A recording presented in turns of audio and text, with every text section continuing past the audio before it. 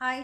துலாம் ராசிக்காரர்களுக்கு இந்த 2026ஆம் ஆண்டு வந்து ஒரு லக்கியான லவ் லைஃப் கிடைக்க போகுது அப்படின்னே சொல்லலாம். உங்களுக்கு இது நாள் வரைக்கும் பார்த்தீங்கன்னா, உங்க லவ் லைஃப் எப்படி இருந்துச்சு அப்படின்னா, நெறைய மிஸ் அண்டர்ஸ்டாண்டிங் இருந்திருக்கும். இல்ல டிஸ்டன்ட் ஆயிருப்பீங்க. ஏதோ ஒரு விஷயத்துக்காக, படிப்புக்காகவோ, வேலைக்காகவோ இந்த மாரி காரணங்களால டிஸ்டன்ட் ஆயிருந்திருப்பீங்க.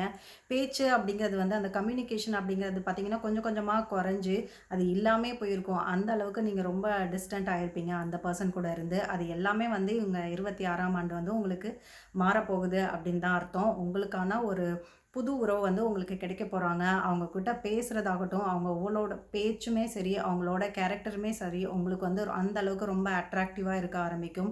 அவங்க அந்த பேச்சு அப்படிங்கிறதே வந்து உங்களுக்கு உங்க மனதுக்கு வந்து ஒரு பெரிய ஆறுதலா இருக்கும். இந்த உறவு வந்து கண்டிப்பான முறையில ஒரு லாங் டெர்ம் ரிலேஷன்ஷிப்பா அது எடுத்துட்டு போகும்.